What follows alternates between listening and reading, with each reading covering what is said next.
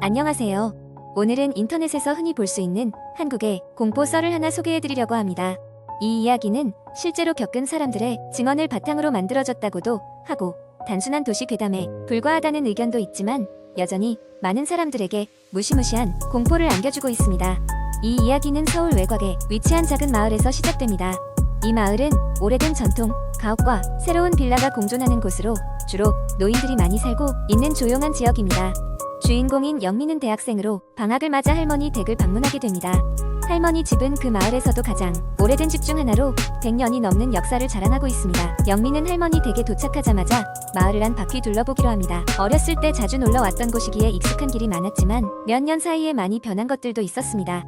특히 어느새 마을 가장자리에 오래된 폐가가 하나 생긴 게 눈에 띄었습니다. 호기심 많은 영미는 그곳을 한번 가보기로 합니다. 폐가는 매우 허름한 상태였고 출입 금지를 알리는 표지판이 걸려 있었습니다. 하지만 철저한 외부인의 눈길을 피해 슬쩍 발을 들여놓게 됩니다. 그곳은 어둡고 음침했으며 오래된 나무 바닥이 삐걱거리는 소리가 메아리 쳤습니다. 벽에는 무슨 연유인지 정체를 알 수 없는 낡은 그림들이 간신히 반쯤 매달려 있었고 창문은 먼지와 거미줄로 가득 찬 상태였습니다. 영미는 폐가를 돌아다니며 여러 가지 흥미로운 것들을 발견하던 중 지하로 내려가는 계단을 발견하게 됩니다. 차가운 공기가 뿜어져 나오는 계단은 그리 깊지 않았지만 발길을 멈추게 하는 기묘한 분위기를 풍기고 있었습니다. 잠시 망설였지만 결국 호기심이 공포를 이기고 영미는 조심스럽게 계단을 내려갔습니다. 지하는 마치 다른 세상인 것처럼 차분하고 고요했습니다. 그곳에는 낡은 가구들과 오랫동안 사용되지 않은 듯한 물건들이 가득 쌓여 있었습니다. 그중 가장 눈에 띈 것은 구식 텔레비전과 그 앞에 놓인 비디오 테이프들이었는데 무엇인가에 이끌리듯 영미는 비디오 하나를 선택해 테이프를 재생하기로 했습니다. 텔레비전 화면에 처음 나타난 것은 낯선 집의 내부 모습이었습니다. 카메라는 방마다 천천히 돌아다니며 사람들의 일상을 담고 있었고 그 일상은 점차 시간이 흐르면서 점점 이상하게 변해갔습니다. 방 안에서 혼잣말을 하거나 공중을 응시하며 웃고 있는 인물들, 그리고 실루엣만 보이는 붉은 옷을 입은 여자의 그림자가 반복해서 비춰졌습니다. 영미는 화면에 집중하던 중 자신의 뒷목에서 차가운 바람이 스치는 느낌을 받았습니다.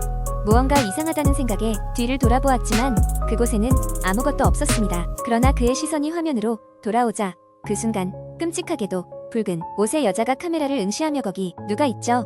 라고 속삭이는 소리가 들렸습니다. 놀란 영미는 테이프를 멈추고 즉시 지하에서 빠져나왔지만 그 이후로도 계속해서 누군가가 자신을 지켜보고 있다는 느낌에서 벗어날 수가 없었습니다.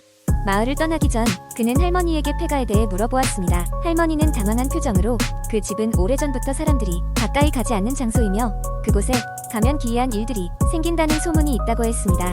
결국 영미는 할머니 집을 떠나 서울로 돌아왔지만 그 이후로도 어느 순간마다 붉은 옷을 입은 여자가 꿈에서 나타나곤 했습니다. 그녀는 항상 같은 말을 반복했죠. 거기 누가 있죠?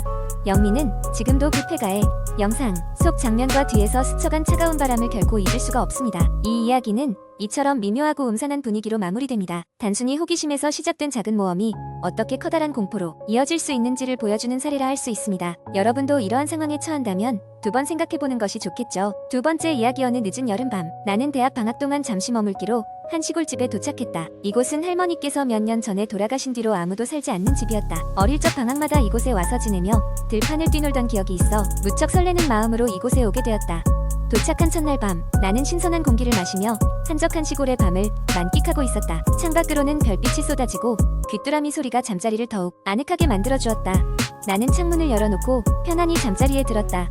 그러나 한밤중 갑자기 이상한 느낌이 들어 잠에서 깼다. 방 안은 깜깜했지만 묘한 시선이 느껴졌다. 누군가가 나를 지켜보고 있는 듯한 느낌에 가슴이 철렁 내려앉았다. 얼른 방의 스탠드를 켜고 주위를 둘러보았지만 아무것도 없었다. 다만 방문이 조금 열려있어 그 너머로 아무도 없다는 사실이 더욱 섬뜩했다. 나는 다시 문을 닫고 조심스럽게 잠자리에 들었다. 다음날 아침 기분 전환을 위해 집 주변을 산책하기로 했다. 할머니 집에서 조금 떨어진 곳에는 오래된 묘지가 있었다. 어릴 적 친구들과 함께 그곳을 놀이터 삼아 뛰어놀았던 기억이 떠올랐다. 하지만 지금은 왠지 모르게 음산한 기운이 감도는 것 같았다. 묘비들 사이를 걷다 보니 가장 오래된 것 중 하나에 알 수 없는 문양이 새겨져 있었다.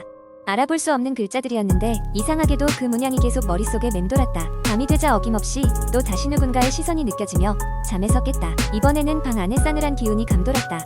이내 방 한 구석에서 작은 속삭임이 들려왔다. 여기에 오지 말았어야 했어. 누구의 목소리인지 알 수 없었지만 분명히 내 귀에 들려왔다. 두려워진 나는 이불을 뒤집어쓰고 이불 속에서 떨고 있다가 그만 잠이 들고 말았다. 이튿날 이곳 동네에 살고 있는 친구를 만나러 갔다. 오랜만에 만난 반가운 친구와의 담소도 잠시 나는 그 친구에게 내가 경험한 일에 대해 이야기했다. 친구는 심각한 표정으로 이 시골집에 얽힌 이야기를 해주기 시작했다. 할머니가 돌아가시기 몇 년 전 이 집 근처에서 기이한 실종 사건이 있었다는 것이었다. 그 집 바로 근처에서 어느 가족이 실종되었지만 단서도 없는 미궁 속사건으로 남아있었다고 했다. 그리고 그때 이후로 종종 그 집에서 이상한 현상들이 벌어진다는 소문이 돌기 시작했다고 했다. 그 이야기를 들으니 어젯밤에 일이 떠오르며 등골이 오싹해졌다. 친구는 나에게 더 이상 그 집에 머물지 말고 함께 마을 숙소에 머물 것을 권했다. 그러나 나는 호기심 반, 두려움 반으로 이곳에서 벌어지는 일의 정체를 알아내고 싶어졌다. 그날 밤 나는 용기를 내어 누군가의 시선을 확인하기 위해 방 안에 작은 카메라를 설치했다. 그리고는 평소처럼 잠자리에 들었다. 역시나 새벽 무렵 나는 자신을 바라보는 알 수 없는 시선에 잠에서 깼다. 그런데 이번에는 너무나도 선명하고 강한 기운이었다. 나는 어둠 속에서 카메라 불빛이 켜져 있는 것을 확인하고 이불을 꽉 쥐었다. 다음날 아침 카메라를 확인해보기로 했다. 녹화된 영상에서 나는 경악을 금치 못했다. 녹화에는 방 안을 돌아다니는 희미한 형체가 보였다. 그 형체는 방 안을 서성이다가 내 옆에 서서 잠든 나를 가만히 내려다보고 있었다. 그리고는 사라져버렸다. 카메라에는 아무 소리도 잡히지 않았지만 그 형체의 모습만으로도 충분히 공포스러웠다. 이내 더 이상의 호기심과 용기는 사라졌다. 나는 서둘러 짐을 싸서 그 집을 빠져나왔다. 마을 사람들이 그 집을 피하는 이유를 이제야 알겠다는 생각이 들었다. 시골에서의 여름은 그렇게 한낮에 태양조차 식히지 못할 오싹한 경험으로 남게 되었다. 몇 년이 지난 후 나는 다시 그 집에 대한 소식을 듣게 되었다. 여전히 그곳은 아무도 살지 않는 빈 집으로 남아있지만 미스터리한 현상들은 여전히 계속되고 있다는 소문이었다. 그리고 나는 다시 그곳에 갈 용기를 내지 못했다.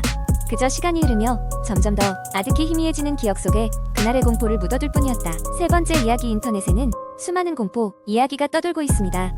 오늘은 그 중에서도 가장 소름 끼치고 오싹한 공포 썰 하나를 소개해드리겠습니다. 이 이야기는 한국의 한 작은 마을에서 실제로 있었던 일이라고 전해지며 전설처럼 다수에게 전해져 내려오는 이야기입니다. 이 마을의 이름은 알려져 있지 않지만 현지 주민들은 이 이야기를 어둠 속의 수면자라고 부릅니다. 한적하고 평화로워 보이는 이 마을에는 몇 세대 전부터 전해 내려오는 이상한 전통이 있었습니다.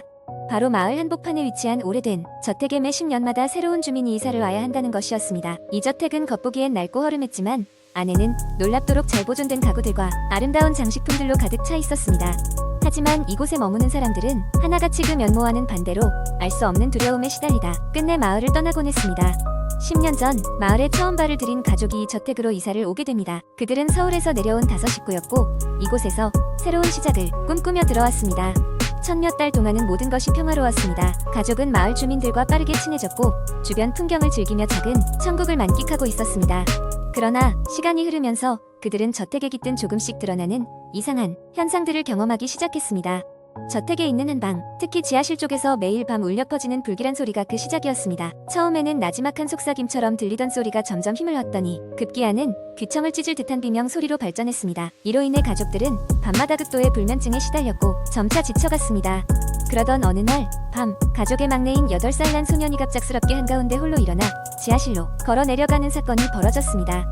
그의 부모는 그를 뒤쫓았고 결국 지하실에서 얼어붙은 채로 똑바로 서 있는 아들을 발견했습니다. 이상한 것은 주변에는 전혀 소리도 움직임도 없는 싸늘한 고요만이 맴돌고 있었으며 오직 그 소년만이 무언가와 마주하는 듯한 얼굴로 써 있었다는 것입니다.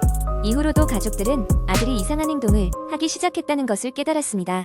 그는 밤마다 같은 꿈을 꾸곤 했는데 그 꿈은 항상 지하실로 이어지는 긴 복도였으며 복도 끝에는 정체를 알 수 없는 수많은 사람들이 서 있었고 그들이 모두 그에게 뭐라고 말하는 것 같았습니다. 그러나 가장 무서운 것은 그들이 말을 할 때마다 그의 머릿속에 들리는 것이 아니라 저택 전체를 울리는 것처럼 또렷하게 들렸다는 사실이었습니다. 그러한 사건이 계속된 후 가족은 결국 모든 것을 포기하고 그 마을을 떠나기로 결심했습니다. 그들은 다시는 돌아오지 않겠다고 맹세하며 빠르게 짐을 꾸렸습니다.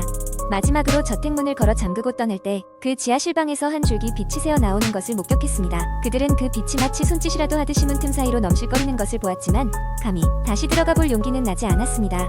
그 후로 또다시 10년이 흘렀고 새로운 주민이 저택에 이사 왔습니다. 이상한 전통은 여전했고 마을 사람들은 여전히 그 전설을 믿었습니다. 그리고 그 매일 밤 어둠 속의 수면자는 누군가를 부르고 있을지도 모릅니다. 이 이야기는 여전히 끝나지 않은 채 아득하게 남아 있으며 언제라도 우리의 상상 속 깊은 곳에서 다시 시작될 수 있을 것입니다.